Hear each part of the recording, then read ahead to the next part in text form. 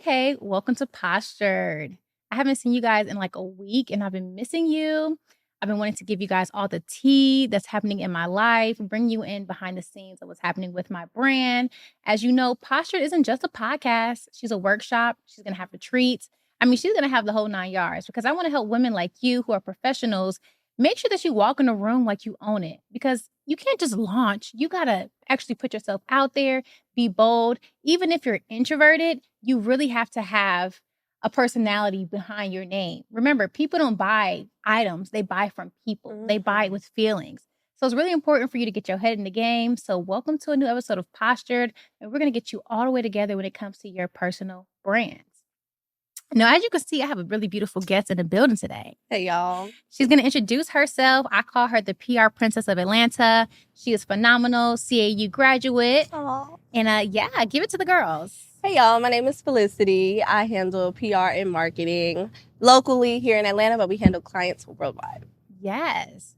So tell me more about your brand from the time you stepped on campus at CAU till today. A grown woman, a wife, a mother, entrepreneur, total boss lady. That's a full 360 right there. You know what I mean? But I started at Clark Atlanta, and when I first started, PR wasn't my, focus. I was really into like the blogging, the journalism, and with my name being Felicity, with a Y though, I started Felicity EA, which was like a magazine with all the campus shade gossip, shade room vibe. And it took on a mind of its own and it did really well. It gave me like the celebrity status of campus, but also I was a cheerleader, so I was well known. And eventually I was like, I like this, and kind of dabbled into different things and, marketing and so forth. And after 7 years of doing the different marketing strategies stuff, I found PR. And I've just loved it ever since, really. And then what year are we in right now? Take me to the... You started with blogging. Yeah, so I started blogging in 2015. Okay. I launched the marketing agency in 2016, 2017. And then this is my 8th year of business. Wow. Congratulations. Yes, thank you. So, what's funny is that I had my heart set on Clark Atlanta to study public relations and mass communication. So I applied to every school in Georgia just for bragging rights. When you're in high school and everybody's just like, I got accepted here. Yeah. I was like, I'm going to apply everywhere. And that must be a Southern thing because up north, that wasn't a thing. Like we applied for maybe 3 schools. Oh. So I don't know. When I got down here, I noticed that was like a trend. Yes. In the South, we apply for all schools. It's a really big thing here. And I think there's more universities in the South than there is up north because I'm from Connecticut as well. And they don't have that same opportunity. But Clark Atlanta was just what I had my heart set on, mainly because my aunt had graduated from there back in the early 2000s. So I was like, I'm going there. Yeah. Baby, that financial aid office. Ooh, yeah. You got to be tough, real strong. I was like, I'm not built for this. Yeah. See, luckily, I had, like I said, I was a cheerleader, so our coach kind of navigated and used her resources to make sure that we were all straight and financial aid was covered. I was good when I got there. And then we also start 2 weeks before school because we have cheerleading camp with the band. And so we kind of get to get fully settled before all the other students come in. And really get to leverage your connections too, because you're showing your face prior to the flood of students getting on campus. Exactly. Yes. And in a sense, that's kind of part of your personal brand. Exactly. Is really getting yourself out there before the rush comes. Getting making sure that you're known. So you may have had a better experience with financial aid because when you had a connection, and then 2, you're already on campus. Yep. Yeah, I think the whole journey, even at Clark, was like a roadmap to where I got to. I feel like every single step plays a part of the business that I'm in now. I did pageants my freshman and sophomore year because by sophomore year, my grades dropped. And I was, with being a cheerleader, we don't pay for books or stuff. We have an athlete's library and things like that. But by my sophomore year, I had to pick it up in other places. And so pageants was my go-to. I competed. Yes, I won Miss Atlanta, Miss Metro Atlanta, and Miss Black Georgia USA. Come on, somebody. Yes, I have 7 titles. But even that allowed me to get around Atlanta and network with different people, and not just the people on campus, but also politicians. Ooh. I worked with Kwanzaa when he was running for mayor. So I have different hands, you know what I mean, and different things that help me navigate myself and my clients now. Yeah. So when you were putting yourself out there, even if you didn't know your entire journey, you were still making those connections along the way to leverage 7 years later. Right. And to sustain those relationships because, you don't want to build bad bridges or burn bridges. So to still have them means a lot. It says a lot. Yes, because it's not enough to just show up to networking events, shake hands, and be like, do you have a LinkedIn? Do you have an Instagram? Child, don't send me no LinkedIn. But to actually make that connection, that follow through when you see them out and about, actually, introducing yourself to them, remembering their names. Yeah. Remember these people's names. Yeah. It's so important when building your brand. And what I want to help, our listeners do is kind of dismantle what they believe public relations and personal branding is. Yeah. For some people, they think it's just a content strategy. It's posting several times a day, the lives, the reels. Having those items in order is perfect, but nothing beats real life connections. Exactly. Nothing beats real life relationships. Those are things that open the doors. Yep. They say it all the time, but it's not what you know, it's who you know. It's who you know. And, you can be the best expert in your industry, but if you don't know anybody, it's really hard for you to, scale in anything that you do. So I often try to tell my clients, it doesn't matter how great our strategy is. If you're not actually going outside, making yourself known, people are going to be wary of you because we're in a very saturated market where everybody's a coach, everybody's a leader, everybody's a something. Yeah. But it's like when you see that person in real life at an event, standing on a stage. That personal experience, it makes a difference because now you can connect to that person's character and their personality and not just what they display on their social media or that they do for their clients. Correct. You know how you can handle with them one-on-one. Yes. And also having mutuals. Oftentimes we start to trust people because, okay, we have people in common. Yeah. That happens a lot too. Yeah. So it's like, okay, I have more trust for you because we have some commonality. And I can ask hey, have you worked with Felicity before? What was your experience with her? Those referrals. Exactly. I mean, and we do it in the real world. So why wouldn't we do it for our business? Right. So definitely want people to get off of sitting behind the computer screen, sitting behind that iPhone and recording. That's literally just the icing on the cake. Yeah. You got to go outside. Got to be in these streets. Especially when you live in major cities like Atlanta, Houston, New York, South Carolina. You want to leverage those connections. Yeah. It's not like we're in the middle of Wyoming. Right. And then to even be known in other cities, you know what I mean? You don't have to be in New York to market to New York. You can get street teams out there. There's resources everywhere. You just have to, do the work to find them. Wait, so street teams, when I was writing my book, When Introvert Commands the Room, my coach was telling us about putting a street team together for their launch. So explain to the audience, what is a street team when it comes to your brand, your business, or, your book launch? So a street team essentially is a group of people that you put together to kind of promote you. Back in the days where people would have CDs and they're outside and they're passing them out the trunk. This is my demo, you know what I mean? That's essentially what a street team is. And so for me, my street team is full of college ambassadors. Oh. And so, yes. So I started here with Clark Atlanta University because once I kind of was one of those students who was working in college. Me too. Everybody is like, oh, I'm working towards my career and I'm struggling because I'm trying to do my career and then get the grades to get the degree to do the career, you know what I mean? And so, but with that, I established different relationships with students who wanted that. You know what I mean? They wanted that foot out to have the experience before they graduated.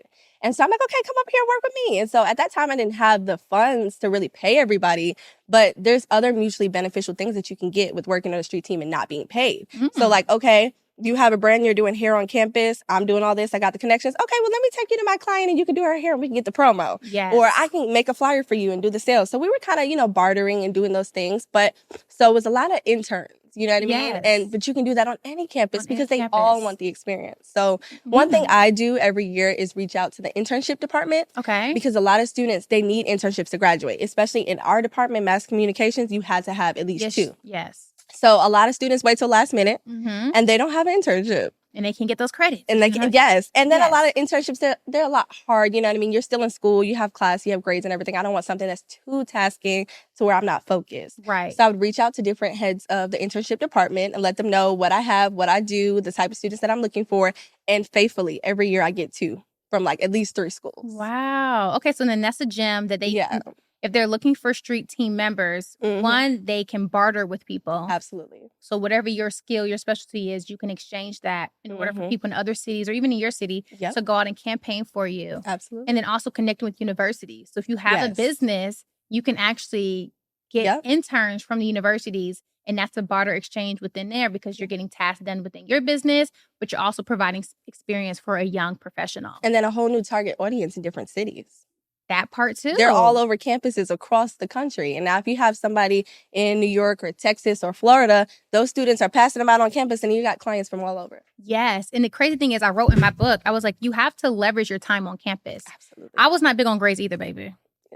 Struggling. I lost my Hope Scholarship, baby. Maybe that second semester. Yeah. I had carried a 2.98 until the day I graduated. Oh, you're great. Mine was lower than that. Yeah. And it was same with me. I worked 2 jobs. I worked at Red Lobster as a server. I worked at the local beauty supply store. And I worked in the leasing office. And I'm the same way. So my sophomore, I was married, engaged my freshman year of college. What? Okay, we're going to talk about that on this. We're going to come back. Another episode. Oh, Jesus. That's not my husband now. So with that, my parents kind of told me, like, those financial decisions that you're taking on, those are your own now. You're an adult. Yeah. And so I was working at BTJ's, y'all familiar with Clark and Campus, a chicken spot. Oh, okay. Wow. They paid in cash, though. Ooh, so I was working at table. BTJ's. Yep. And then Hooters during my weekends and Office Depot during my afternoons. Girl. Okay. 3 jobs. Then I didn't even have a car. So one of my jobs just paid for Ubers to get all my jobs. Wow. But I needed money. Yeah. I needed to pay for things. I was living on campus at the time, but of course I didn't have a meal plan that semester. I got to make some sacrifices to be enrolled. Yes. And so I'm like, I got to eat. I got to get clothes. And I'm a girly chicken. girl. I got to get my hair done and my nails. So all those things, I just kind of made the commitment to, but while still trying to navigate this industry of what I wanted to do. But that drive, that hustle, it don't matter what situation, you're going to get it. Like, you're going to get there. You're going to get there, yes. And that's what I preach in my book is don't just be so focused on academics when you're in college that you neglect to build your portfolio, which is your resume, or make those connections. Because people, when they see me in Atlanta, they still remember how active I was on campus. Absolutely. I'm going back to Clark on the 13th to speak. And that even speaks volumes. Because I remember when I was a student, I used to get excited for all the teachers. So I'm like, oh, now I'm coming back to talk to you guys. Like, that's just an honor. But yeah, I think that is really important. I mean, I've been in this industry, like I said, 8 years. My semester GPA, I think by like my junior year, dropped to a 1.7. Girl. They still let you in the door. Girl. Connection. Embarrassed, okay? My coach was like, you're not cheering this semester. I was benched. So I'm like, well, now what do I do? So, I mean, but I say that to say nobody remembers that. No. Nobody asked me that. They remember what I did, what I do, and I got it together, of course. The next semester, I had to get my life back, But academics, they're important. They're important. But remember what you're there to do. Yes. Yeah. And what would you say you're there to do? I know Clark has the best slogan. Find a way or make one, honey. Find a way or make one. But yeah, so my college experience is similar to yours. Maybe not that, Yeah. But, the 3 jobs involved in every Black organization on campus, doing campus tours, like I was extremely visible. There wasn't a place you were not going to see me. So much so they started putting me on the banners. Yes, I had a Facebook ad. Oh, God. I was on a Facebook ad. I had a little banner at one of the, wherever, just promoting the university. So it's important that wherever you are in your journey to be very visible. Don't be so focused on the background work or the academics. It's important. You want to hold your scholarships. If you want to go into master's programs, your GPA is important. But understand what's your ultimate goal and how visible can you be? So working at the hair store, even though it was like a minimum wage job, people would just know me as, oh, the girl that works at the hair store. So when people were going through the sorority rushes and they were like, had to come in and run and get little pieces for the rush and whatever, they'd be like, oh, okay, don't tell nobody else here. So you start to build those connections with people. And I actually end up having a wig line, of course, when I was in college. Of course. So I made custom wigs for the girls on campus, and that became like my first business. And it was very popular. I got published in the newspaper. It was like student turns passion into profit. But I was just making sure that I was extremely... That's a great headline. To this day, I still leverage that article till this day. But just making those connections while I was on campus, and those have carried me through, 5, 6, 7 years later. So definitely want the ladies to know if you're a young professional, leverage your time on campus. Don't let that time go to waste. Don't be stuck in your dorm being afraid, oh, I'm an introvert. Baby, you ain't no introvert. When you come to college, you're going to turn on your personality. You're going to make a way, or you find a clan of people that, can support you in your antisocial ways. But don't get so caught up in, I just have to focus on my grades, that you don't make those connections. Because those connections end up getting you jobs. People are more susceptible to help you when they know you. Correct. So even on campus, like she said, how did they let you get back in? Girl, they're not finna put me out nowhere. I did too much for this I'm university. leaving here with something. Okay, something. Okay. So that's so important for young professionals. And then what advice would you give for people who are already in their careers and they realize that they neglected to make those connections in college? What can they do today when they're mid and junior level, 7 to 10 years into their career, and they're like, oh, I haven't been making any connections? I don't think that it's ever too late to start. Honestly, I think by junior, senior year, like, okay, if you're just kind of figuring it out now, you're like, I want to join an organization, join some type of activity. I mean, like, first of all, you join a CCO, you're automatically going to be at events. You know what I mean? What's a CCO? Campus Charter Organization. Thank you. So, gotcha. Sorry, y'all. But if you join one of those, there's events that we have to have. You know what I mean? So even if you're not on e-board and you're just a member, come out, show your face, support, talk to people. You know what I mean? Start your own if you see something that you don't want. Like, when I got there, they didn't have like a New York club or whatever, but they had all the other cities. So I'm like, where's the New York? And so we tried to start one, and the school was like, no, because there's a tri-state club, and you guys have to be a part of the tri-state club. But I mean, then make that club pop. Yeah, we're just pop it out. Just make the best of whatever is there for you. And I mean, it's never, like I said, it's just never too late. Like, just do it. And so that even when you're in your career, which is like where I'm at right now, I'm about, whenever I graduated, so I'm about 5 years into my career. I don't even count 5 post-grad, but I was interning in school. So I'm about 7 years into my career. Oh, I count all my college years. Yeah, babe, I'm counting them all because I was working. Okay. I know a lot of professionals, even people that I work with in my department, brilliant people, but too shy to show up for themselves, second guess every single thing. So it's like people are able to jump ahead of them for promotions because while the person who's more skilled kind of sits down, keeps their head down and does the work, there's somebody who's more vocal, who has a bigger personality, who makes themselves more visible out there, who gets more opportunities. So it's important that, guess what? PR is also for nobodies. Everybody needs it. Everybody needs it. You don't have to be a Cardi B. You don't have to be a Ming Lee. You don't have to be a Tyler Perry to have PR. In order for you to get yourself out there, you have to have a strategy in place to make yourself visible. And it's not something just as small as, okay, I'm going to go show my face at this networking event. Don't nobody know you. And if you're going to go there, I mean, do something. Stand out. I want hair done, nails done, outfit amazing. Have some business cards ready. You know, be prepared for why you're going to that event. Don't just keep purchasing events and showing up and not doing anything while you're there, but talking. Talking, yes. Asking a question. Ask somebody something. Ask somebody something. And then something else that I want to like hone in on is when we talk about working the room. Don't get so overwhelmed that you feel like you have to meet 100 people that day. Even if you're starting out as an introvert, as I write in my book, focus on meeting 3 people and then setting up coffee dates with those 3 people and leveraging relationships with just 3 people. Even if it's, Invest Fest, just focus on 3. But actually foster those 3 relationships so that you can make connections in your business, in your brand, and in corporate. And those 3 people know 3 more people, maybe even 4 more people. So those connections can turn into different connections as well. Yes. And the thing is, PR isn't just for entrepreneurs. It's for everybody. It's for everybody. Even if you're climbing the corporate ladder or you just want to get back into the game, because so many people were laid off last year, still don't have a job. And they're like, job field right now. The hunt is tough. The hunt is tough. And people are like, I've applied for 100 jobs, but who have you met? What conferences in your industry have you went to? I actually saw someone post the other day about basically how reaching out to like the recruiter makes a difference, over the 6,000 applicants that applied, because now they put a face to the name. You did the extra legwork to reach out and, message them. And that's the same thing with PR. Like, you know what I mean? Taking that next step, like that extra step that everybody else isn't doing to make you stand out. Yes. And another tidbit, and I've used this in to find a job, is find employees who work there. Yes. That you have a connection to. So when I went to work for this company called Recruitix, and they're based in New York, but they have an office here, I went on LinkedIn and found employees that worked in the Atlanta office. I saw that one of the girls started her career in Connecticut. And I was like, okay, she's from Connecticut. I am too. We got that personal connection. Yeah, we had a personal connection. So then I DM'd her on LinkedIn. Hey, Andrea, I'm looking into this role. I can't remember the name, like account strategist. And I'm really interested. Could you tell me more about it? I'm or whatever. She went and told her manager, like, hey, this is a girl named Ji'Brayah. She's interested in the role. I know her. Baby, I got hired. Exactly. And I wasn't the most qualified candidate. But you did the work. But I did the work. You stood out. And a lot of times, it's not even about, like you said, like, who's more qualified. You qualify yourself. Say it again? You qualify yourself.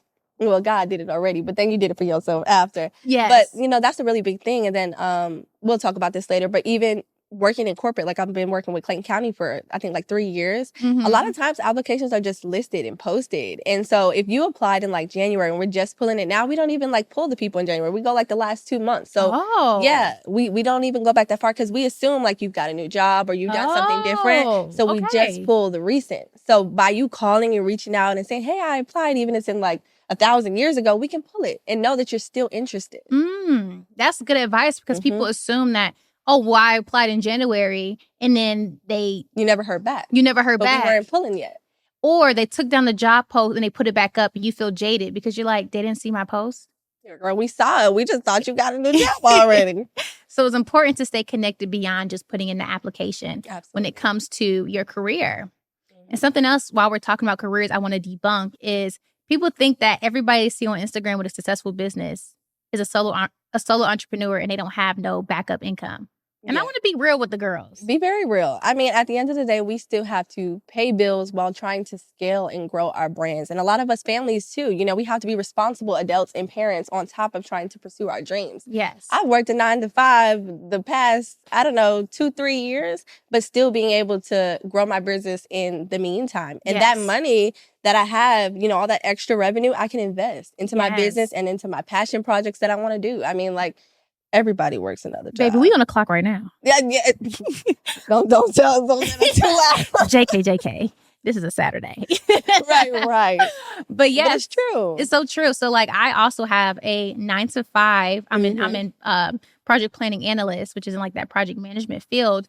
And my company knows I have a job because they know I have a business. Too. Yeah. Because I put it on my resume, my agency, and said, these are the things that I do independently. Yep. Because one of their structures in the organization is entrepreneurial spirit. I said, oh, baby, I got the spirit. Got the spirit. I got the spirit. My job was a little bit different. I didn't actually tell them that I had my own business because sometimes it could be a conflict. A conflict of interest. It can be. But however, it kind of pivoted in a different way because essentially I'm doing the same thing for my job that I do in my business. Yes. You know what I mean? So they're another client, you know, basically. But sometimes, I don't even know how it got back to my job, honestly. Just people and find you on social media. And then I come from a family. And you got an interesting name. You got an interesting name. We both have interesting names. Yeah, you know what I mean? People You're not going to find a Felicity. And you're not going to find another Ji'Brayah. They know who it is. Yeah. And that's actually not even my real name. Oh. It is not. So that's not my name on paper. So when people find that, I'm like, oh, you did some digging. You did some digging. Searching. And it actually became a little conflict because they felt like I was investing more into my personal clients and my brand than I was my job. And so they would see like, okay, I don't know how they saw, but I post on Saturday, okay, we're at the BET Awards. And it's like, this weekend, she was there and she coming in Monday tired and things like that. So it could be a conflict sometimes. So I think it depends on like the job that you work at or the type of work environment that there is to kind of disclose that information. Yeah, I definitely think it is important to, find employers that match not only the salary you're looking for, but your personal life. Because essentially your job is to fuel, it's the capital for what you want to do. Yeah. You know, we're a different generation where we don't want to work till 65 and retire. There's no pension on the table. Ain't no pension on the table. So baby, you ain't seeing me. I'm gonna see her about 2-3 years, if that. If you even get that out. Yeah, I'm a 2-3 year type of job employee too. See, yeah, I got to maneuver. Yeah, because the only way to make those salary jumps is to jump. Bye, y'all. Yeah. I'm out of here. I'm not begging for a promotion just to get a 2 to 5% increase. Oh God, that 50 cents makes a difference. Child. $1 makes a difference. That up. Oh, I'm joking. I'm definitely not being serious. But even at like at a few other companies that I worked at previous to, sometimes they'd bring in a new employee instead of like, promoting those that are there who are already doing those jobs. So I've seen those things. Oh yeah, too, that the shade definitely is real. Make you skedaddle. The shade is real. So you have to take care of yourself and always have your brand out there. Like, keep a paper trail. I got laid off from my contract earlier this year. It was a day before my book release party, baby. Call me on Friday at 10 a.m. Hi, so unfortunately, budget cuts. I said, oh, baby. She said, but we're confident that you'll be okay. You'll land on your feet. I said, sure is.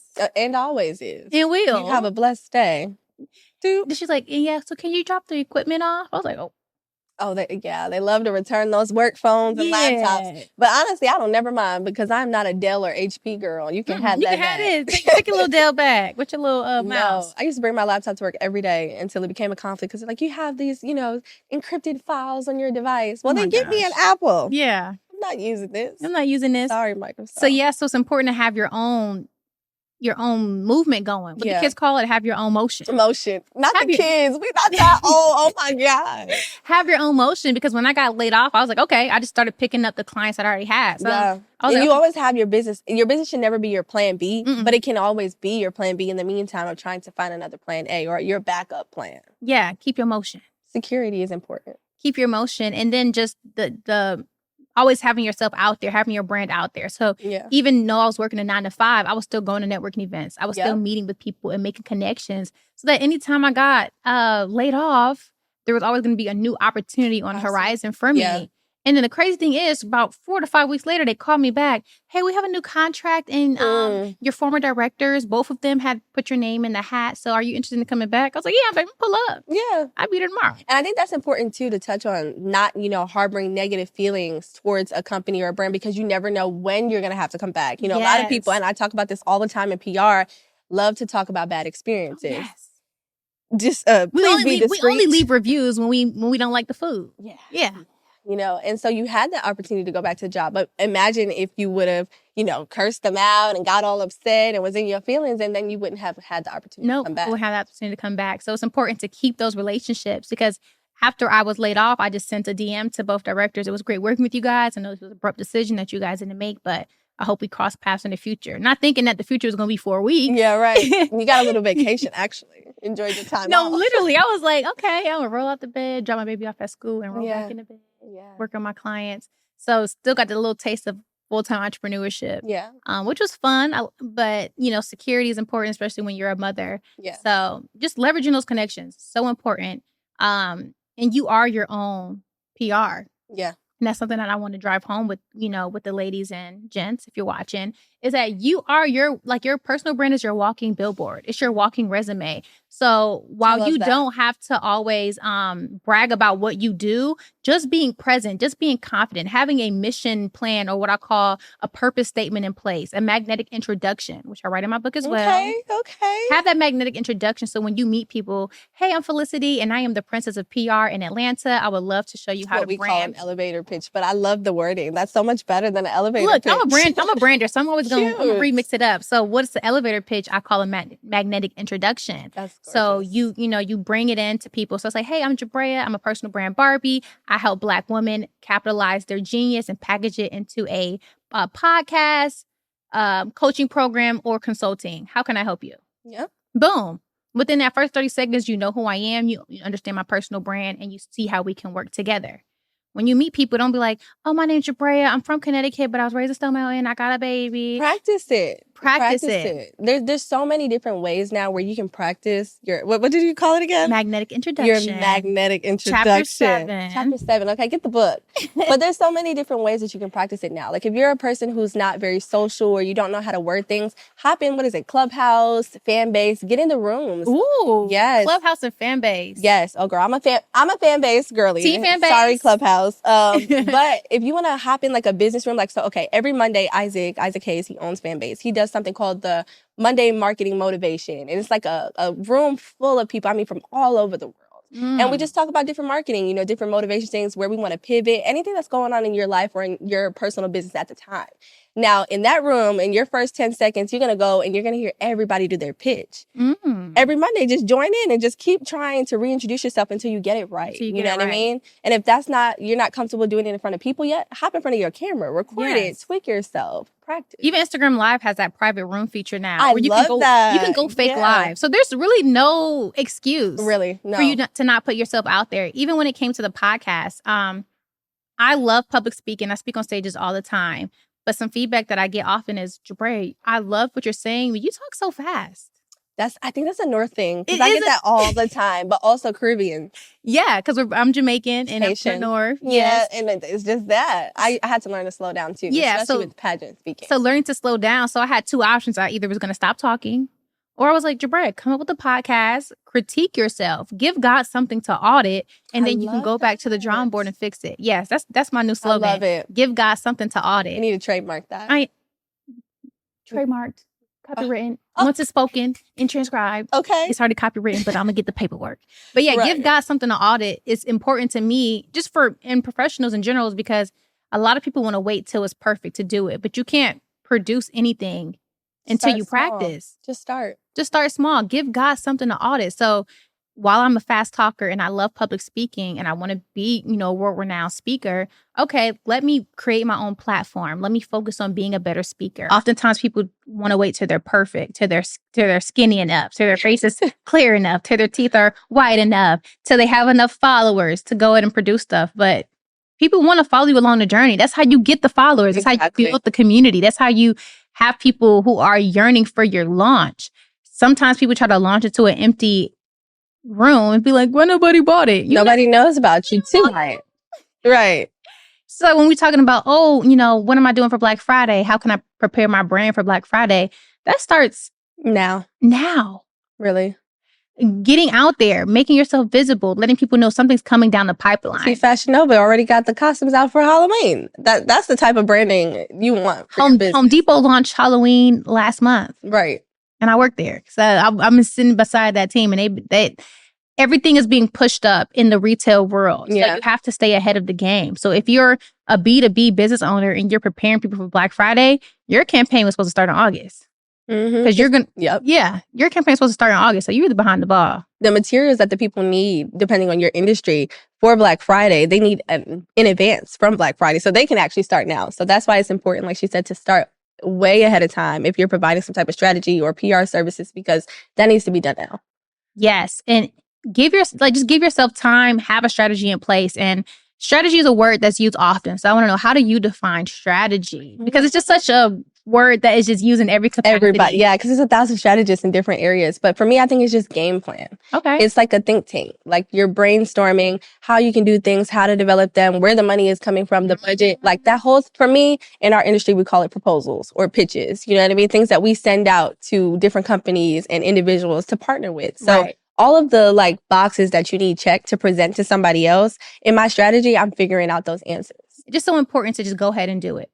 Just do it. It doesn't have to be perfect. You don't have to be perfect. Right. People want to follow along the journey with you. That's a part of your strategy. And the people that you see, you've seen their journey as well. Like Cardi B looks completely different. You know what I mean?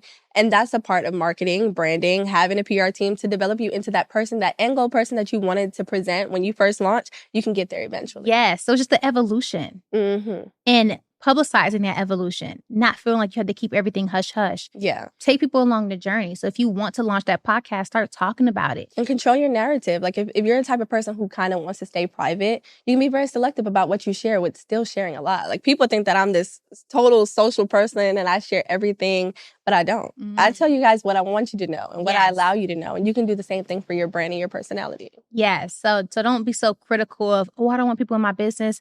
You tailor what you want to show, but you got to show something. You want to be relatable. Yeah. And to build thought leadership, it's not only about your expertise, it's about your relatability. Right. And that's so important, especially when you're leveraging some of the advice that Felicity gave us, which was your street team. Right. People want to be on your street team because they like you. Right. Not only just the product you have.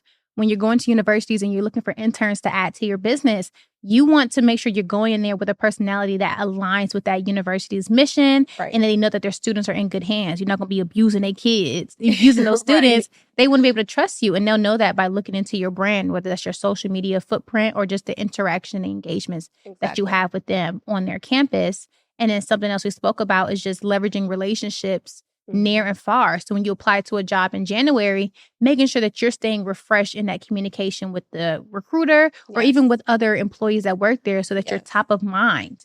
Don't assume that you just clicking enter on that 10-page 10-page application that's just enough. No, the next step is to actually make some connections, and that's so important for your personal brand.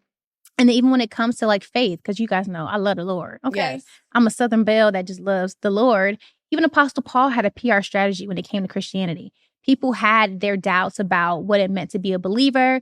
They had their doubts about, you think you're holier than thou. So even in the Bible, they had to have a PR strategy in place to say no, we don't think that we're better than you. This is how we live our life. We're going to document the journey. We're going to share that with you so you understand what does it mean to be a disciple of Jesus Christ. So what does it mean to follow the pathway of the Lord? It's really crazy that you mentioned that, and you look at the churches now and how their strategy has evolved with getting new members and bringing in more dollars so that they can give back to the community. I'm a member of Dream Center. Shout out to William and, Murphy. I call it Club Dream. I love it there. It's very millennial approach Yes, it to is. Christianity in a way that connects to us a little bit more personally than traditionally does. Mm-hmm. And I probably need to work on my prayer, but I connect through worship. So having the amazing singers and choir, that makes a difference for me. But even their strategy with the events that they have and, their chat and choose and connecting, that's important even now. Yes. Even churches need PR. Yeah. Nobody, if Christianity's PR, even Jesus had PR. He was going around the town creating a positive reputation of himself. So when he was on that cross, people say, no, we know he has good character because we see him do the work. It was documented. Yes. The hearsay would say, okay, this is a good man. He healed this Jesus person. has a book. Even Jesus got a book. Okay, baby. So what you missing out on? So right. it's important for you to have a strategic plan in place. Yeah. And then a lot of people think that PR is extremely expensive or they're just not established enough. Oh, wait, debunk that. Okay. Yeah. It's not. It's really not. It depends on the level of your brand and what type of, public relations or publicist that you need. First of all, PR is very broad. You know how you have publicists in marketing, publicists in A&R, you have publicists in corporate and music. So you have to find somebody that is tailored to your brand and your specific needs. And that budget will align there. And then also not being naive to where your brand is. A lot of times clients will come to me and they'll see my elite or celebrity clients and compare themselves to them. Right. Public relations take time. Yes, it does. You know what I mean? It's a baby. Yeah, but a lot of times because of social media, people in their head have the idea of being way bigger than they actually are, which is why you're not selling because people don't know you. They don't know you. Know what I mean? And so just kind of listen and don't come with a very non-humble approach. Mm-hmm. And then you'll be able to scale to that next level that you want to be at. Right. But don't think that you're ever too small or too big to have a strategist or a publicist to scale your brand. Yes. So if you're in a point in your brand where you need a publicist, go ahead and make that investment. Or just scout and see what that cost is. Yeah, it's an investment. Investment. Yeah. But make that investment. And then if you need to be your own publicist, I wrote a book for you. Right. When the Introvert Commands the Room, launch your career with a personal brand that stands out from the crowd. Yeah. So if you're not in a space where you're ready to invest in a publicist, become your own publicist. Let your personal brand be your walking resume so you can get ahead of the game, not only in entrepreneurship, but also in your career, because nobody's going to advocate for you like you advocate for you. Absolutely. So if you haven't already, make sure you grab yourself a copy. Now, Felicity, tell the girls what you have coming down the pipeline for this year. I mean, there's a lot. So I'm actually doing BMA Awards. Ooh. Yes. Business and Media Awards 2023, first annual right here in Atlanta. And I want to highlight some of the people behind the scenes, our publicists, our graphic designers, our marketing strategists, our photographers, the people who don't necessarily have an outlet to be honored or highlighted. Ooh. And I've collabed with a huge brand. I won't say it just yet because we're getting the date, but it'll be here in Atlanta. And that's, my top line, my main event for 2023. But coming up, we have an ice cream social and available, opportunity to network and meet different entrepreneurs, creatives, while also enjoying some live entertainment and music. Yes. So, and then there's a few others, but those are my top two for now.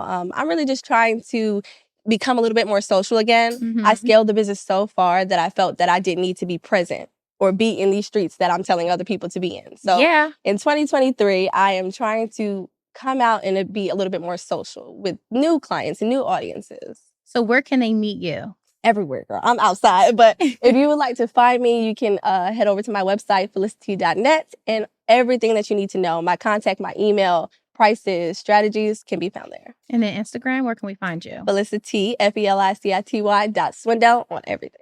And it's linked on my website, so go there and you can get it. Is it felicitylab.net? Felicity, oh girl, you done made me forget. Made a new one. Felicity.net.